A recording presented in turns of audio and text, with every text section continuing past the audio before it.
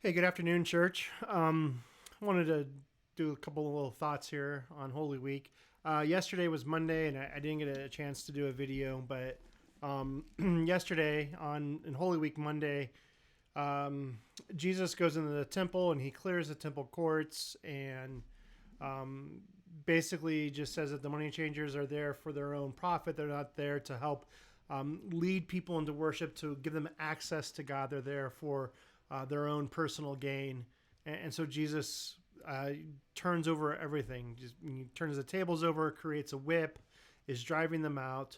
I think it's important because they were standing between the people who came to worship God and being cheated and being unfairly burdened in a way that created hostility and frustration. And so people were coming to worship God, and they weren't coming uh, enjoying the moment. Instead, they were frustrated and cheated and taken advantage of. And so that's what happened on Monday. And Jesus is staying outside of the city of Jerusalem. He's at the Mount of Olives and picking up on Tuesday. So Sunday was Palm Sunday. He came into Jerusalem. They anointed him king. They anointed him savior, Messiah. Monday he drives out the people that have been unfair, that have been burdening the people that came to the temple to worship. And Tuesday he comes back into the city from the Mount of Olives, and he has a go at the religious leaders. And kind of looking at this, the events we've been looking at Matthew a lot recently, and so the events on Tuesday fall in Matthew 21, verse 23, and it goes through Matthew through the end of 24. Uh, Make sure that's right. Yeah, so it goes all the way through 24. And so Luke or Matthew gives almost three and a half, it looks like, chapters to the events on Tuesday, and that's a significant thing, and I want to talk about that really quickly. So people, the religious leaders, are trying to question the authority of Jesus. By what authority do you have to make these statements? Or by what authority do you have to come in and not just teach, but to turn over the tables, to drive these people out of the temple, to question our authority? You know, the religious leaders are saying, "Who are you to question me?" And so Jesus kind of puts forth several parables. He talks about the parable of the two sons. One son was asked to go out in the vineyard and work, and he said he would, and he didn't. And then he felt guilty, and so he did go out to go do and work. And the other one said that he would, and he never actually went out into the vineyard to go work. And Jesus asked, which one was faithful to his father? Well, the son who said he wouldn't, but then decided that he needed to go work, was the one who was faithful, more so than the one who said he wouldn't, or said that he would, but completely lied and chose to be lazy instead. And then you have the parable of the tenants, which we understand. Like, if you've grown up in the church, you've heard this numerous times about the three servants, and they were each given a different portion of money and what they did with it.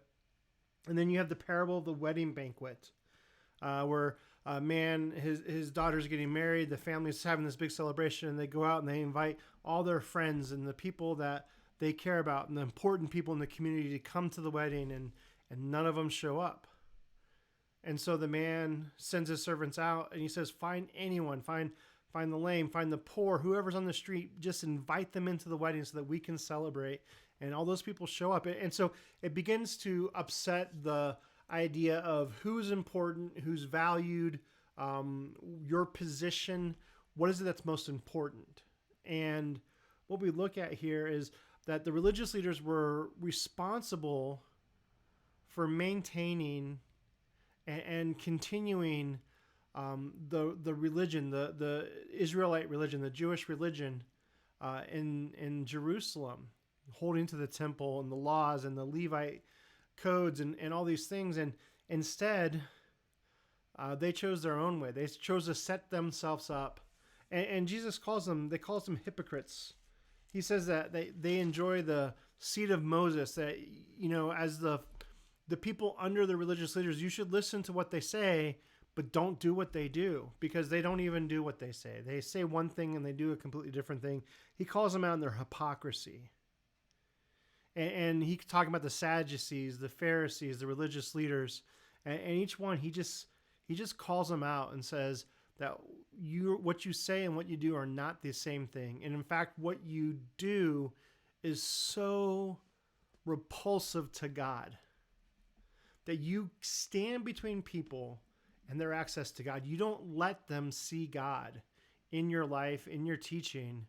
Instead, is you demand, and he says you demand the honored seat in the tabernacles, in the temple. You demand the honored seat. When you go to people's celebrations, you demand a place of honor, to be respected and honored. You are more concerned about your standing and the way people perceive you than actually doing what God's called you to do. And so he has this great passage, this moment here in chapter 23, and I want to read this for you. This is starting in verse 24. He says, "You blind guides, you strain out a gnat but swallow a camel." Like, there's exaggeration was humorous in that day, and so Jesus is calling the teachers of the law that they're blind. They're so focused on getting rid of a gnat, and yet they're swallowing a camel in their food. "What are you, teachers of the law and Pharisees, you hypocrites?" And that's like, as a follower of Christ, that's one of the most damning statements. And I don't mean to be crass, but that can be made about a follower of Christ, right? "You hypocrites, you clean the outside of the cup and dish, but inside they are full of greed and self-indulgence." You're more worried about the outside than the inside. "Blind Pharisee, first clean the inside of the cup and dish, and then the outside also will be clean." Clean up your act. Make consistency. Do you love God? Truly chase after him. Obey God. Follow him. Verse 27, "Woe to you, teachers of the law and Pharisees, you hypocrites! You're like whitewashed tombs, beautiful on the outside, but inside you're full of bones of a dead man and everything unclean. In the same way, on the outside you appear to people as righteous, but on the inside you are full of hypocrisy and wickedness. Woe to you, teachers of the law and Pharisee, you hypocrites! You build tombs for the prophets and decorate the graves of the righteous, and you say, 'If we had lived in the days of our ancestors, we would not have taken part with them in shedding the blood of the prophets.' So you testify against yourselves that you are the descendants of those who murdered the prophets. Go ahead then and complete what your ancestors started. You snakes, you brood of vipers. How will you escape being condemned to hell? Therefore I am sending you prophets and sages and teachers. Some of them you will kill and crucify, others you will flog in your synagogues and pursue from town to town." It's almost like there's a precursor here to the church. That they crucified Christ, and they stoned Stephen, and they sent Saul on a mission to destroy the church. They were going to make sure that their standard in community and the religious community was more important than anything else. And it's interesting when we look at texts like this, when we look at the Bible, we look at these moments where Jesus is interacting with the religious leaders, like, we want to sit there and say, "Yeah, Jesus, you tell them. You tell them how horrible they are, that they're a bunch of hypocrites." And we side with Jesus, and I get it. One of the most important things we can do is look in our own life. Do we reflect the hypocrisy of the Pharisees, the Sadducees, the teachers of the law, the religious leaders? Do we demand people to follow a code of ethics and law and morality that we ourselves don't follow? Do we sit on a judgment seat looking down on others and determining whether they are worthy of the gospel of Jesus Christ? Do we make a bunch of assumptions about people? I think that's one of the hardest things. I had a friend of mine that was a missionary, and they would going through a list of people, and they were going to send support letters out, and they said, "Well, we're not going to send a support letter to this person because there's no way they're going to support us." And they just started checking off names, people they would send to and people they wouldn't. And I just stopped them and I said, don't say no for them. Let them say no. Like, if you're looking for support, if you're looking for them to partner with you in the spread of the gospel, give them the opportunity to say yes. Don't just assume they're going to say no. And I think so many times maybe God presents opportunities in our life to speak truth in love, to love someone, to be there for them. And maybe we just make an assumption that they're not going to hear, they're not ready to receive.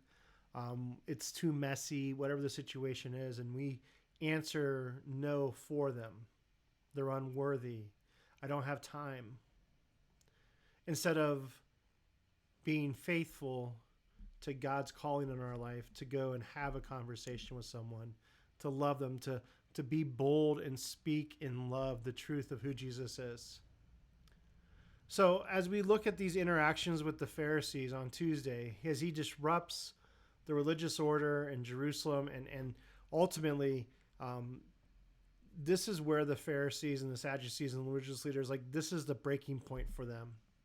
Because we know on Wednesday, they go to Judas, or Judas comes to them, and they make an agreement that he's going to sell Jesus out. This is the point where they will no longer tolerate the disruption that Jesus is causing in the order that they have so carefully crafted for themselves. So, church, I really want to encourage you. Let's stand with Jesus. Like, you tell those hypocrites, you tell those people, you get after them. But let's also look in our own life. Where have we chosen to be right instead of loving?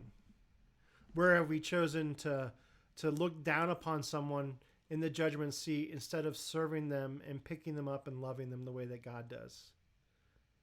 Let's be intentional in the interactions that we have with people to make sure that they experience the love of Christ that we have as well.